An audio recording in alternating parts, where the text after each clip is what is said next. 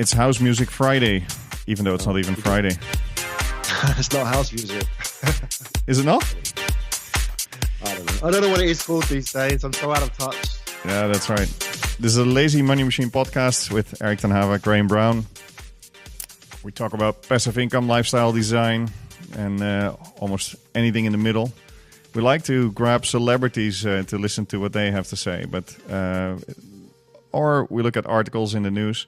But we usually grab something that gets our conversation started and then see where we go with it. Today we have audio, so let's listen in. Right before you get drafted, you get $1 million for an endorsement deal. And I spend it in one day. How'd you do it? I go buy a $150,000 car. No negotiations. I don't know nothing about negotiations. Guy could have told me $200,000, I would have bought it. So I go and I get a black Mercedes because that's what I always wanted. Black Mercedes and some nice wheels. Guy was like $150. Write the check. And I come home. My father's like, "That's nice. Where's mine?" I was like, "You know what? You made me who I am. Jump in." So we ride. Told the guy I want another one. Same one I got. So there go $300,000 right there. So we get home and my mom was like, "Oh, that's nice. I don't want one that big. I want a little one." So I go get my mom one. There's $500,000 right there. So now I got to get suits for the draft. I got to get jewelry. I got to get earrings. You know, I got to buy the Alpine pull-out deck. So when I go to the club, I got it with me. I got to get the alarm that calls the beeper and the phone. So a couple of days later, I get a call from the bank, who was a family friend, the manager of the bank, and he called me and he said, "You know how to read bank statements?" I was like, "Yeah, I learned it in school." So as I was reading it, I was $80,000 in the hole, and I was looking, and I was real embarrassed. And he was like, "I know you got more money coming in. I'm gonna just put this to the side for you." Then he touched my hand and he said, "Son, I watched you play here at high school. You're bright. You're a smart young man. I don't want you to be like all these other athletes." Like I always hear that term all my life. I don't want you to be like all these other athletes. So I said, "You know what? I got to get a financial advisor." And then I met one little small, beautiful Jewish man who says, "I'm in the savings bonds. You know, we're going to put your money and, you know, we're going to start a sub-chapter S corporation from your family. So, you know, all the stuff that you're doing, you can write it off." I was like, "You know what? Shalom. Baruch Hashem. I'm going with you, sir." I tend to like people that spend a lot of money, I noticed. Yeah. I found a lot of clips of people that like to spend. Maybe because I don't. Maybe that's why. Yeah. You're living vicariously through these. Shoot. I need to change one. Who was that? One of the biggest guys in basketball. Shaquille O'Neal. Shaquille O'Neal, yeah. Shaquille Now O'Neal. you say it makes sense, but I could never guess it without. Yeah, there you go. Shaquille O'Neal. Shaq. Wow. Yeah, just a quick shout out to Graham Bensinger. He's the guy where I found this audio clip. He does fantastic long interviews with people. He usually spends a few days with them. So he did with Shaquille O'Neal. He has his own YouTube channel. You can go and check him out. He does lots of great interviews. And here's a guy that that in his life has spent $1 million in one day. So I thought, now if I need to learn from anyone how to spend money, it's from this guy, I think. So unbelievable. $1 million in one day. I think, you know, the problem is that, again, it's the people they're surrounded by and the expectations. You don't have to go out and spend $1 million, do you? No. So why do they feel that they have to do that? I mean, you know, the father says, like, "Where's my one?" Yeah.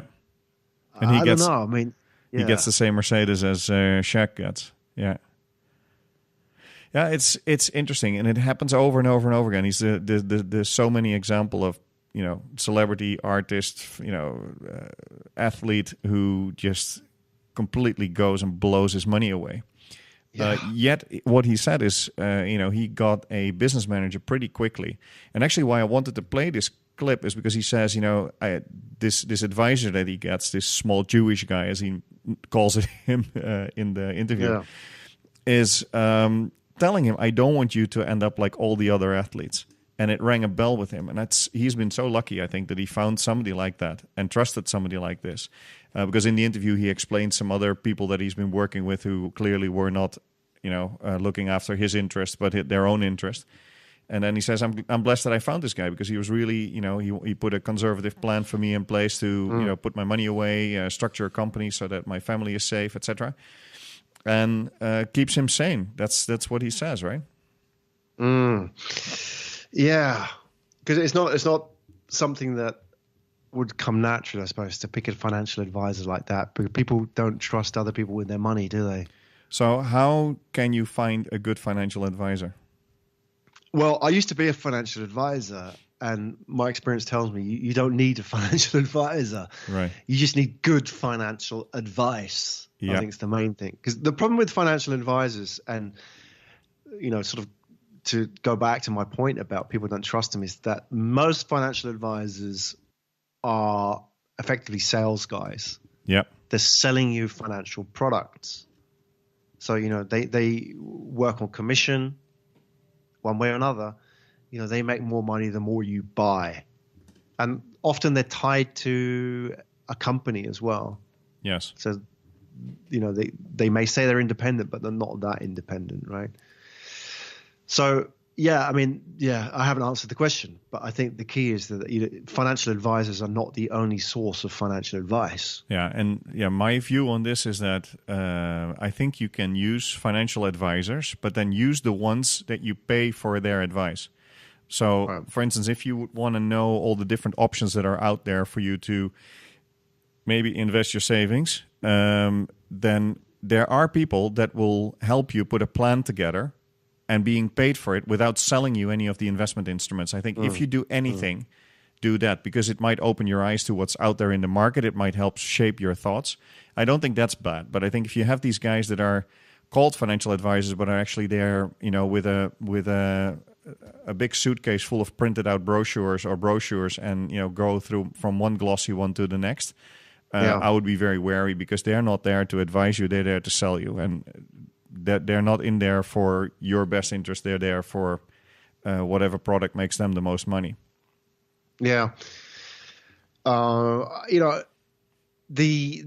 you've identified is what the financial services industry is all about, right? It's selling you financial products. And, people called financial advisors are, in the business of selling you stuff and making money for life companies, financial companies, pension funds, and so on. I think the key here, we talk a lot about property, is where can you get financial advice with property? Again, I think this comes back to surrounding yourself with the right people and building teams. We haven't talked a lot about that in the podcast. We do in the book a bit more.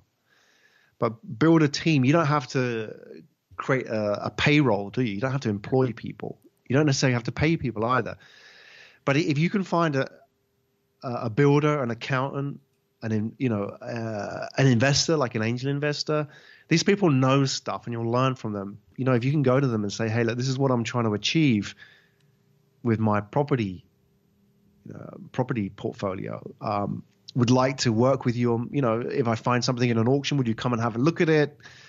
Would you come and, maybe size it up in terms of the cost? Can you give me some advice on what you would fund and what you wouldn't fund and so on? So I think you can get some real advice if you go in and form these teams as well. That's a different way of doing it. I mean, you've had probably more experience of this recently, haven't you? Is that, what do you learn from these people in terms of financial advice? Yeah, I think you're right. And also, what I found is a lot of people in the property business, they're not stingy with information. They're very open to share their contacts because they've all been in the same situation as you are.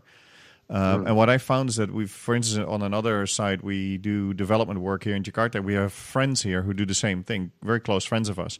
We're basically very open about what contractors we're using, what materials we're using, what our cost is, etc. Because if I'm open about what I'm doing, then they are open about what they do, and I can learn from them again.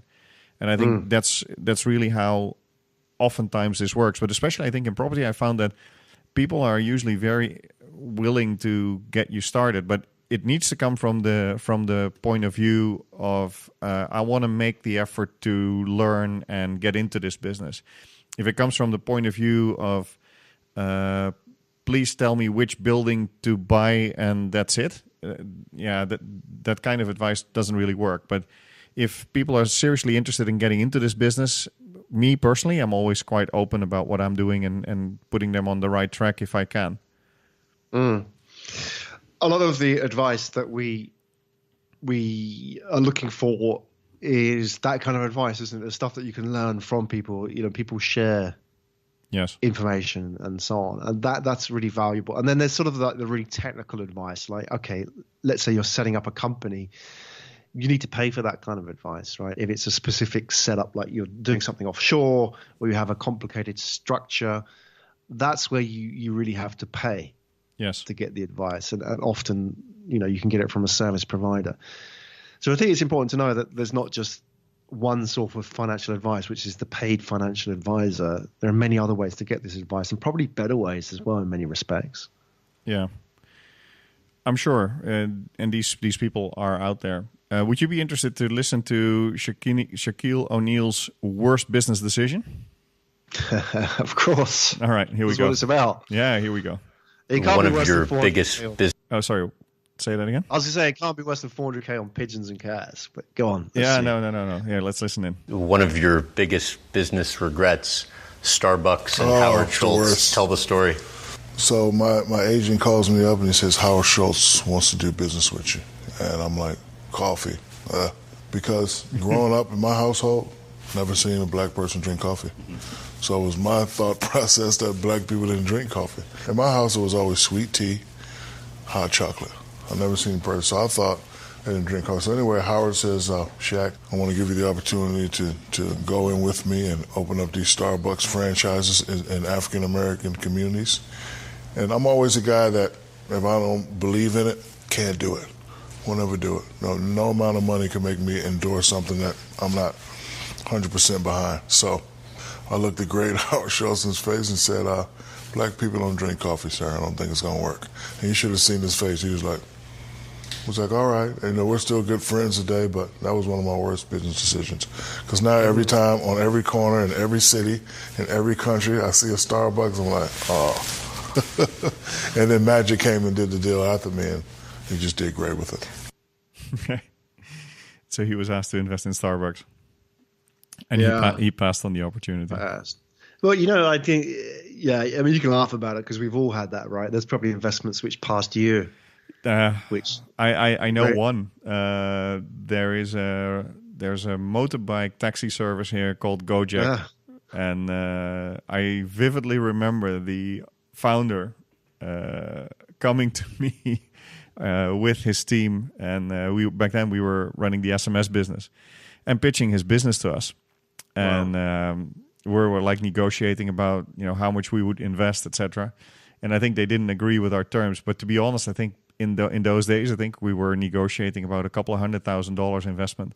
This company has, I don't know how much they have had invested now, but I think it's over $1 billion already at the moment. They're one of the unicorns in Indonesia, and we didn't invest. But then also for me at that time, it's hard to always look back at these things and regret, because at the time it didn't feel right to me, and I might have been right that at that time it wasn't ripe for, let's say. The main stage, and a lot of things have happened ever since I had to make that decision, right? So that's always something we need to remember too. These companies, these opportunities, when we say no, somebody else might say yes to it at another point, at another time in their life cycle. Yeah. And it's not, you can't look at these things with regret, I think. I mean, you need to. I always keep in mind that the amount of mistakes I make in terms of number should always outweigh the amount of successful decisions I've made. Hopefully, the net result of that is positive. That's how I look at it. Statistically, I should be making more mistakes than I make the right decisions. Mm-hmm.